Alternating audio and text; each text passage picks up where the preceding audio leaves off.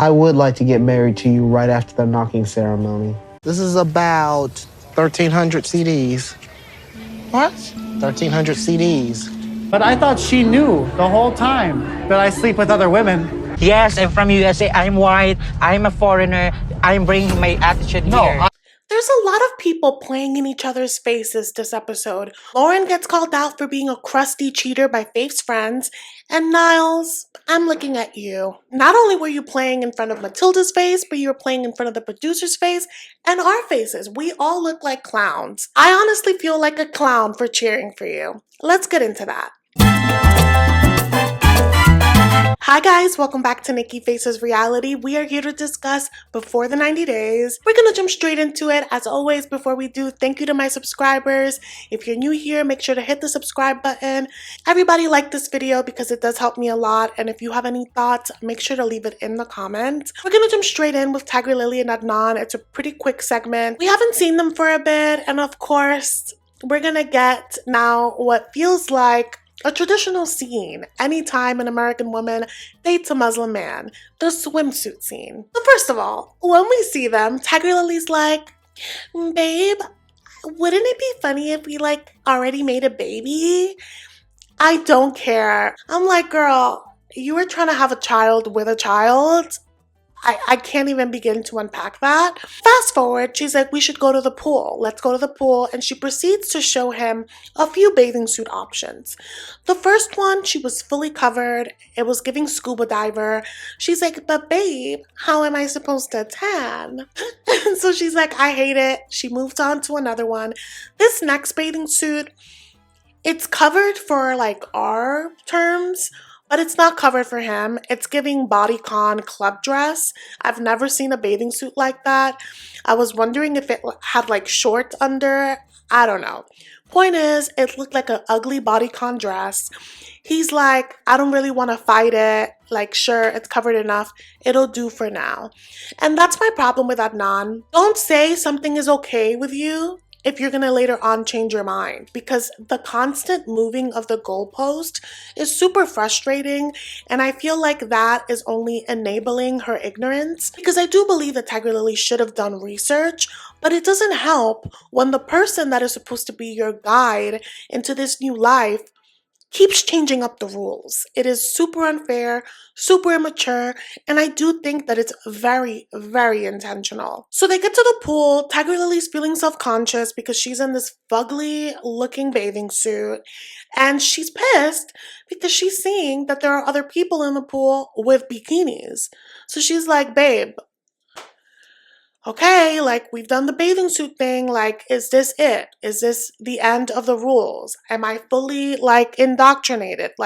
Are you gonna pop up with another rule? She mostly says this because she's like, I've been in controlling relationships and I've always gotten myself out, and this bathing suit situation is feeling like it's tiptoeing on that, so I want to address it and nip it in the bud. And now you're married, and I'm not saying you can't get out of a marriage, but if you have that background, wouldn't it have been in your best interest to look into everything, to ask every single question, to check in with his family before you sign the dotted line?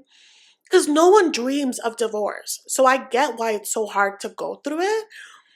But girl, this could have all been avoided, because now they're sitting in a pool. She looks like Boo Boo the Fool.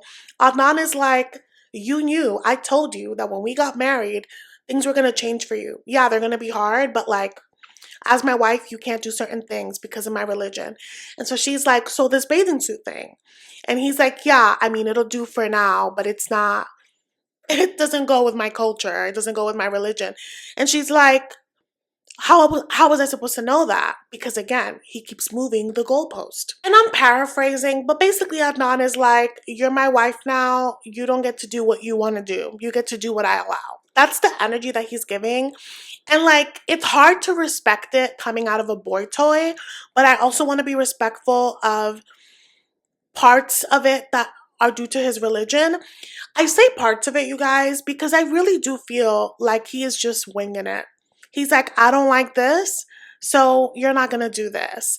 And that's why I'm like, Tigerlily, talk to his family, talk to his mom, ask questions.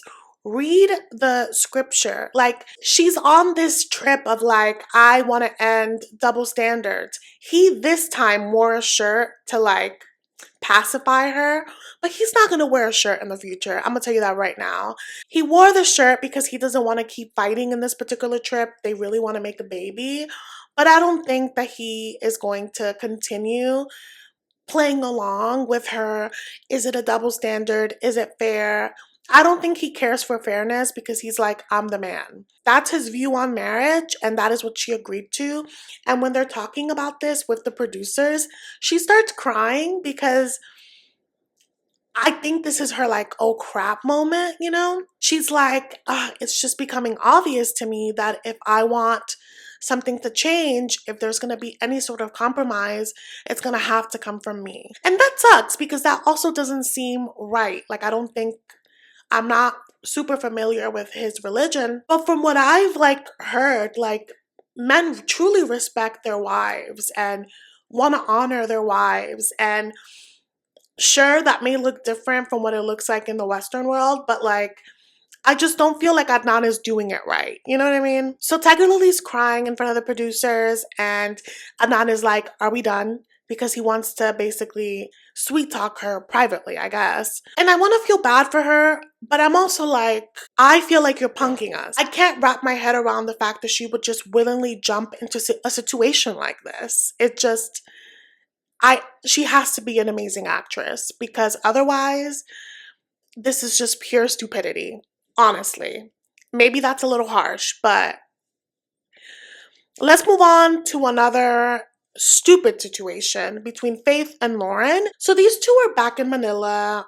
Loren reminds us that he's on the last day of his gonorrhea medication, and he's just like giddy. He's like, maybe finally we'll have a first kiss. And I'm just like, first kiss? And it occurred to me that we've seen these two in so many episodes, so it feels like we've seen them forever, but they haven't even had a kiss. Like, they're going through all this trouble, specifically Faith. She's going through all this trouble introducing him to her family, and she doesn't even know if they're compatible in that way. It's wild. He is so obviously thinking about a timeline. He's like, oh my God, like I'm almost leaving. I want to be intimate with her. So he's in this car with Faith, and he's like, yeah, I can't believe that I'm leaving soon. But it's not about the Philippines, Faith. It's about you. I'm sad to be leaving you. I don't care about the Philippines. And he's not convincing. His desperation is just like coming out of the screen. And Faith is looking at him like, you sure it's not about the Philippines? Because you offered to marry my mom, basically. That's the look that she gave him. But still, like, even through all of the BS, she's on a high. She feels like, you know, the trip with her family, it went well. They're now back officially boyfriend and girlfriend. So she's like, who knows? I feel really good. So the next day we see them, and he's like, babe, I came back from the doctors. I am all clear. He gives her the letter with the proof. And Faith is like, I'm feeling good. Let's go out tonight and celebrate. And Faith is ready to put it down. She's ready to move this along as well. And the way that I gasped, you guys, the way that I was like, Faith, no, don't do it. It's just like watching a car crash waiting to happen. But our girl is feeling good. She's like, I want to get loose. I want to get turned. Let's go out to the club tonight. So they do. They're going to go out to meet up with her friends. She's hoping that things will happen. It's not just Loren at this point that's feeling frisky. They get to the club, and I just want to highlight that these are the friends that were there that witnessed her heartbreak when she found out that he cheated on her. So I already know that these friends are coming with all of the smoke. They do not like this man. They may smile in front of him, but they do not like him. And that was clear because as they're like, you know, in this drag show, their face of disgust, it was palpable. It's palpable to us, but I think Loren is just super oblivious. You guys, there's a moment where they tell Faith to like dance, and I'm thinking that she's gonna just dance in her seat, like pull one of these. Faith gets up on the stage, and I was like, Faith, Faith had some moves, okay? She was giving you hairography. She was killing it. She looked amazing. Loren was like, oh, I didn't know that she had those moves. She looked so feminine. She looked like a mermaid. She looked so beautiful. And then she comes back and she's on a high, and then they just smooch. And they smooch a few times. And I was like, oh God, our girl is feeling herself. And I hate that this is who she's stuck with. She could be smooching anyone else. So I've been to some drag shows here in America. I've never been to a drag show elsewhere. I know that it's common here to like flash money and like, put it in their clothes and things like that. I just don't know if that's normal in the Philippines because I didn't peep that anyone else did that. I'll have to replay that back. But he was doing that because he's worked at drag shows. And he was telling her friends, he was like, oh, I could probably just hop in and help them. And they're like, oh, do you love your job? And he's like, no, not really. I want to get a better paying job when we get married. And they're like, come again? Marriage? Because they're not ready for marriage. They know that. Faith deep down knows that, but she's giddy because this is the first time that she's had a boyfriend. She gets to bring him around. She has someone like, adoring around her. Like it's a new feeling, but her friends are wide awake and they're like, no. So immediately when he mentions marriage, one of the friends just can't contain herself anymore. And she's like, does he know that we know? And Faith is like, and she's like, well, yeah, we know that you were cheating, that you were sleeping around when you were supposed to be committed to her. And he continues to spread the narrative that he told her that he was sleeping around and that it was a misunderstanding. It was not a misunderstanding. I'm going to say this every time I talk about them. You are a crusty cheater. You are a liar. You are a homosexual. Stop lying to people. And so this is where I'm like, listen, this is supposed to be a good time. If Faith didn't want the conversation to continue, she should have put an end to it, but she didn't. Her friends are like, so how many people did you sleep with? And this man is like, just like smiling and being like, and he takes a long time to respond. And I'm like, oh, that should tell us that it was a lot of people. But he was like 5. No, it was 7. And he just looks so proud of himself. And again, they're looking at him like, you are such a scumbag. You can tell that he thinks he's being so endearing, so funny, and they are not impressed. And he just keeps saying like, yeah, I'm a bad guy. I know I'm a bad guy, but I love her and I'm not going to do it again. And he's speaking in this terrible accent. I don't know why. He keeps acting like he's a Filipino that learned English. Like they don't even speak like that. It's so insulting. But in his crusty accent, he's like, I'm here, right? I'm here for you. You don't think I'm going to cheat on you again, right? And Faith is like, I hope not. But Faith is overall a little peeved that they're having this conversation at the club. And I'm like, babe, you entertained it. And I think you entertained it because you wanted answers to those questions. But if you're going to accept whatever BS Loren is giving you, then you got to accept it and move on. And that's the thing that happens though. Like, you may move on quickly from something, but your friends who have no loyalty to Loren and loyalty to you, they're going to hold on to it longer. It's just what happens. You got to leave that room for process time. It just is what it is because people care about you. But anyway, apparently there was a moment where the cameras were down when Faith and Loren were about to leave. And we just see all of a sudden a scene where the friends have pulled Faith aside and they're like, he was flirting with the drag queens. Like, he is still a cheater. He's going to continue hurting you. And Faith is like, wait, what?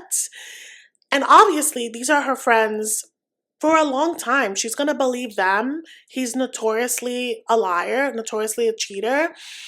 But I would love to know if you guys think that he was like flirting. Because when they get into the car, Faith calls him out. She's like, my friends told me that you were flirting with people. And he was like, it was just like a banter, like a flirt that you do with drag queens, not like me trying to get with them. And Faith was like, don't bring your American-ish here, basically. She's like, you were flirting, like that's disrespectful. And I would love to see the footage. I think that is inconvenient that it wasn't filmed. I have a hard time believing it wasn't filmed. I feel like this is going to be one of those things that they'll show at the tell-all. I believe that Loren is trash. I do. But I honestly don't think that he was trying to get with the drag queens. I really do think that he was just trying to flex the fact that, like, he knows drag lingo, I think. And I think that he was trying to probably, like, I don't know, just like basically show off the fact that he works in drag shows in Las Vegas. I think that that's what happened. But of course, they've been drinking. She feels a way that he basically embarrassed her in front of her friends because she expected him to be on his best behavior. And I totally get that. Now they're in this car. She is stonewalling him. She wants nothing to do with him. And he's like, I hope we talk about this tomorrow. Like, I wasn't doing what they thought I was. But yeah, it's crazy, right? Because I think that Loren would have gotten lucky that night because Faith was ready and he got in his own way. Let's move on to the next couple, Magda and Joe. So the last time we saw them, Magda was really trying to get to the root of the situation. She was like, okay, when did you cheat on me? With how many people? What position did you do? Like, she was asking 21 questions. My stance on that is you guys hadn't defined the relationship. That's an unfortunate thing that happens, that you can be on different timelines. I feel like if you're going to continue being with the person, it is not fair to punish them for things that they did when you guys weren't officially together. I think your relationship begins when you define it. You hold him accountable for anything he does after that. But she wants to know all of the details, and I just don't think that that's productive. I don't think that it's going to help her. I really do think that's her age showing, personally. But she has this pouty face. She's giving him the cold shoulder. He's planned like a salt mine date for them, and she's gonna go, but she has a stank attitude. They're in this mine. It is terrifying. Between this and the igloo that we saw Corona and Ingy go in, I'm like, I don't know why people are going into these places. I'd rather just look at them in books, honestly. But it takes great bravery to work at a mine. They go in and there's like these beautiful carved statues, and of course there's a chapel in there. We keep finding chapels in the most odd places. Their tour guide is like, yeah, people get married here. Are you guys a couple? And it's like, babe, too soon. These people just met yesterday. So Joe is really trying to like get Magda to talk because it's really awkward. It's really icy. And she's like, I want to know the details. I need you to be honest with me because, you know, you sent me flowers for my birthday and you were sleeping with people. Like, girl, yes, that sucks. It does. But it just feels silly. She's like, how many times did you hook up with this person? Where did you hook up with them? What position did you do? Like, it's a lot. And Joe is looking guilty AF. And I'm wondering, did you hook up with more than one person? Because that's pretty possible. You thought you were single. He's looking scared. Magda's like, you need to be honest with me right now, because if you're not, like, I'm gonna walk away. And he doesn't say anything in the moment, but then in his confessional, we just find out that he was honest with how many people he slept with while they were officially together. But his secret is that she doesn't know that he's still friends with one of his exes, which we knew would be an issue. He's only delaying the inevitable, honestly. But ultimately he like apologizes and like they're fine. I don't think that he owes her an apology for this, personally. Magda's a little intense, you guys. She's like, I was yours from day one. And like, that's great, but that's not how life works. It would be nice if it was, but I just feel like you guys were still getting to know each other. You don't really know each other yet. This is your first time meeting. I think it's just a lot to put on an individual. I'm already exhausted by this conversation. They've made up for the umpteenth time now.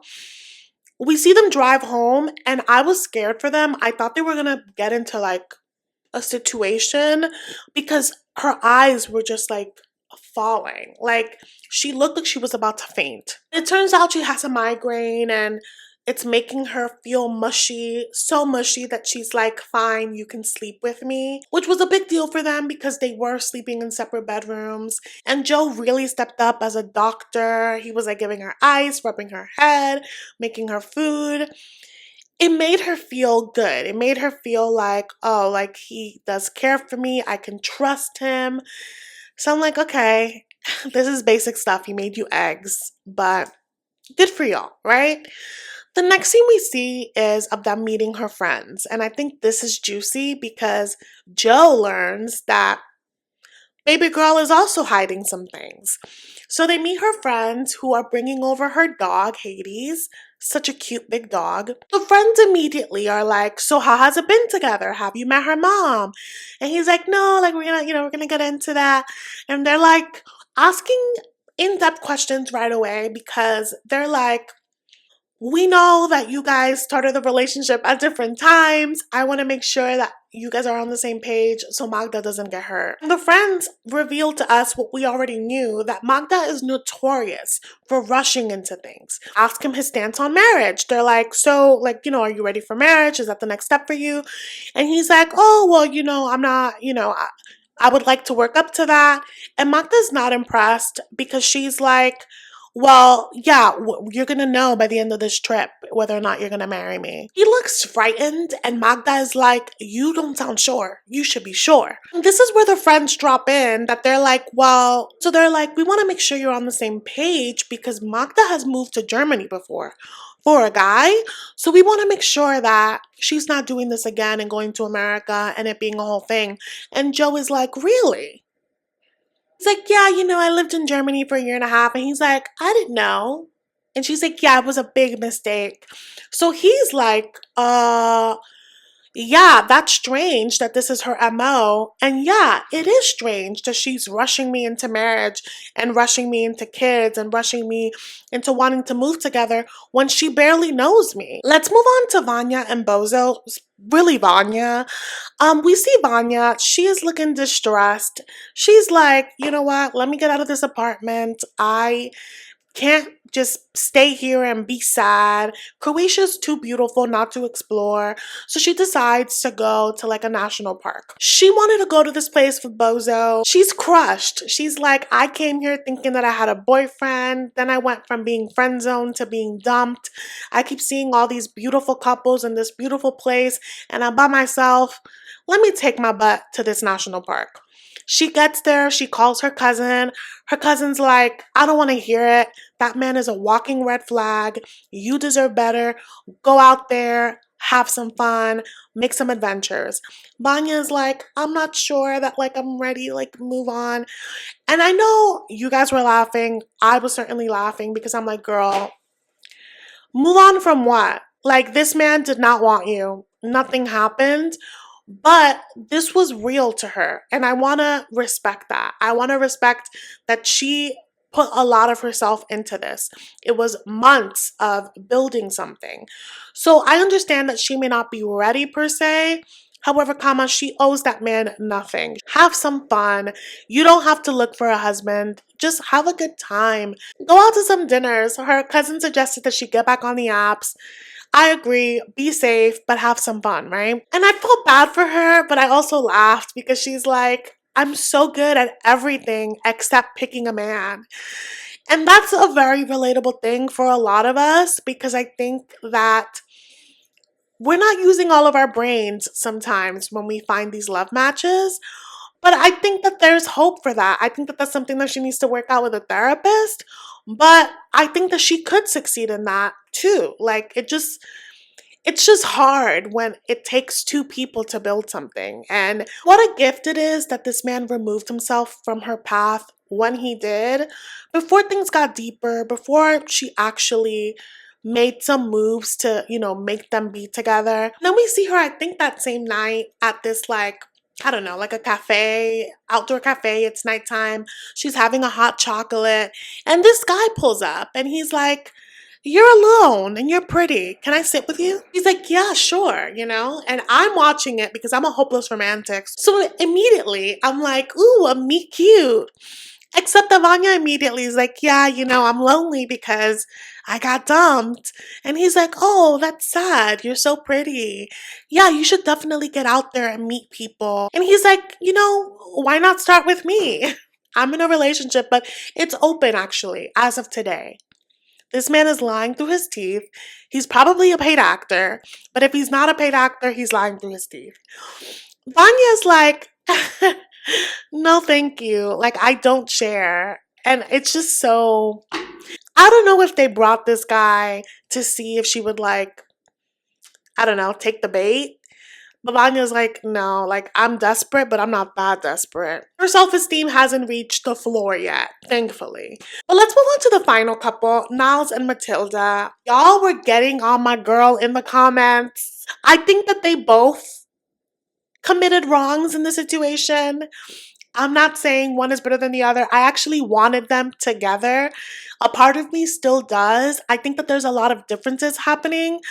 And if this episode highlighted anything for me, is that Niles is a liar. I don't like that he's blaming the tism for him being a liar. Imagine getting on a plane, going to Ghana, saying that you're going to marry someone, telling her whole family that you're going to marry someone, and you only have $100 on your account.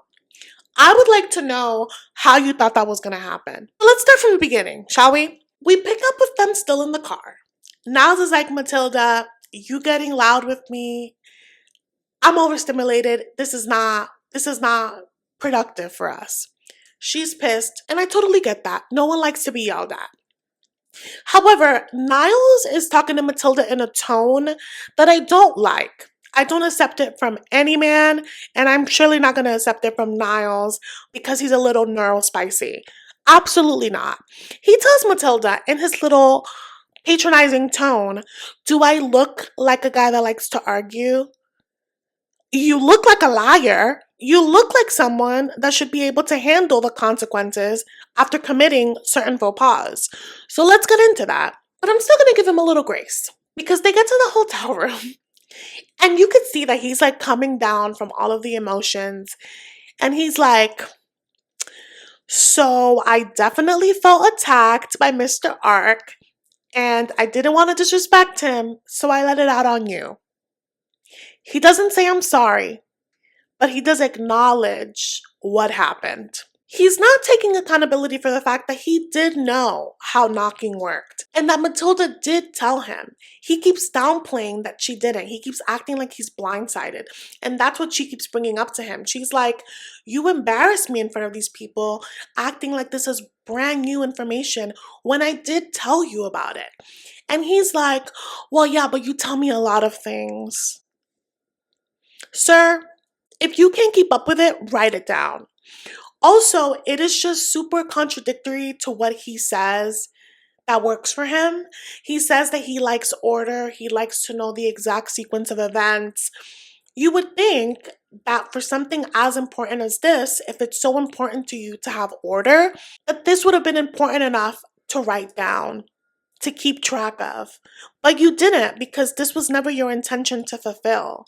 And I think that that's why I'm like, you're playing in front of Matilda's face and you're playing in front of her family and Mr. Ark's face. You're wasting everyone's time. And this is only going to continue because in a weird turn of events, he's like, Matilda, after hearing about the importance of tradition and recognizing that your family has kind of like changed the tradition for me, I don't want to do that to them. So we're going to get married after knocking. But I don't want to party. Matilda is like, you could see her processing. She's like, I wanted a princess party. It's her wedding, you know, and hopefully you only get married once. But at the same time, she's not fighting it. She's like, I'm happy that we're going to get married. I'm happy that you're going to do right by me. And so they make up and she's like, okay, great. In this moment, I'm like, you guys both owe each other apologies. Matilda owes him an apology because I do think that she knew the order of events. I do believe that she probably mentioned it once, but I do believe that it was her duty to be like, we have to do this right. And it was convenient for her to not do the things right by not having Mr. Ark meet her family first. I'm not demonizing her for wanting to have her dream day. I just don't think that it's considerate of your partner. But at the same time, it's hard to be considerate of your partner when you don't really know what your partner is working with. Ultimately, Niles is like, I want to get married with Matilda because I don't think I'm ever going to find someone that's as patient with me and as understanding and that loves me the way she does. He says that he believes in soulmates because of her. So I'm looking at all of y'all that are calling her a gold digger. Girlie grew up poor. She thinks he's American. American represents a certain symbol in other places of the world. I think that if he were to communicate where he's coming from, she wouldn't have set expectations. But he's here, he's bribing her with skirts and dinners and things and rings. She thinks he has money.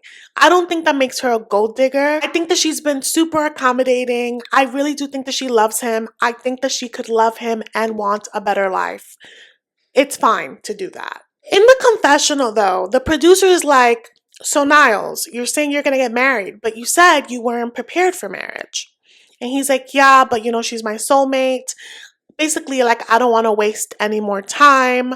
I'm ready. I'm not feeling pressured by Mr. Ark. Like, this is something that I want to do. I don't fully buy that. And I also don't think that you should get married unless you're ready.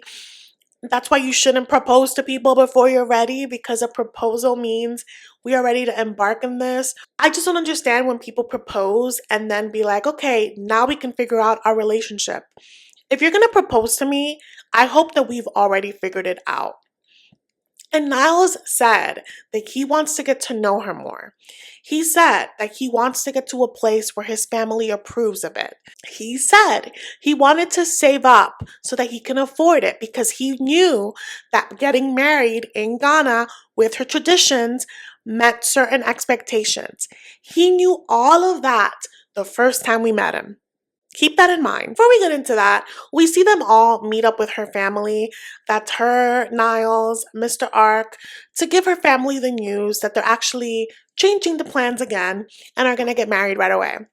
The family looks so happy, but then it's time to negotiate. Oh, Mr. Ark is like, yeah, I'm his father for this. I'm representing. They call up her uncles, the men in her family, because they have to be in agreement with this. They agree over the phone. For a second, I thought that this was going to be a whole other conflict. The fact that they weren't present, it was fine. There's a lot of negotiating happening between Mr. Ark and her family. And Niles is nervous. He's looking back and forth. It's happening in their native tongue. He's like, I hope Mr. Ark, really, recognizes that I'm not a rich man, because if we're going to do this, like, I need, I don't know. So it's decided the very next day he's going to have the knocking and the wedding, and he's supposed to come with all of, the family's demands. This is customary. We've seen it many times before on the show. If he wasn't sure about it, he could have seen any previous episode of 90 Day Fiancé. He could have looked at Google. He could have asked more questions with Matilda. He's acting very shocked when he hears that he has to cough up basically $395. So basically $400. And that is a lot of money, period. In the grand scheme of a wedding, $400 is a steal. If I had to cough up $400 right now, it would hurt. So I totally get his initial resistance to that, but also you're flying to a faraway place. I would hope that you're coming somewhat prepared. You knew that Matilda wasn't going to be able to host you or take care of certain things. So there's a way that you prepare for this. And Niles himself has said that he is meticulous with planning. So I expect someone that is so meticulous to have some sort of savings, especially when you're talking wedding, especially when you're making big plans, like making proposals and having knocking ceremonies. There's a lot in place. This man is not prepared. And again, this highlights the fact that he's been shaking his head yeah, we're going to get married. We're going to do this. He hears all the plans that she's making, but he's not actively planning for a wedding. So they have a date to plan this wedding. And Matilda has already done most of it, but now she has to pay off the things. She has to pay off her dress. She has to pay off the food, even if it's just a few people, People need to get paid. She needs to make arrangements. So she's like, okay, there's an ATM over here. Let's go. They go. We hear him talking off screen. And he's like, well, that's all of it. He comes out to Matilda and he has like about $100 in hand. And he says, well, you know, with between dinners and taking care of Matilda while I'm here, like this is all that I have left. And so this is where I'm like, Matilda's not the problem here, because he bought her the engagement ring as a bribe. He bought her the skirt, the $80 skirt, as a bribe. Everything he's been doing, all the nice things that he's been doing it as a way to try to get out of getting married on this trip. And now he's seated here back at square one with the initial plan, which was to get married, and he doesn't have money to supply said marriage because he wasted it all on the bribes. It is the most idiotic thing ever. Matilda's like, you're joking. What am I supposed to do with this? Like, we have people to pay. We have a day to pay them. And then he reveals to her that he actually lost his job before he got on the plane. He seems really heartbroken about it because he really loved that job. It is a sucky situation. But him lying and admitting the truth is causing so much harm. Because Matilda has had to change up the plans on her family like 3 times. They've already negotiated the bride price. And she's like, that sucks, but you didn't communicate with me. If you would have communicated with me, I would have negotiated a lower asking price so that you can fulfill it. Now you've already made the promise to them, we have to cough up the money. He keeps making her look bad. And that's why I'm like, she's not a gold digger, it's just a different tradition.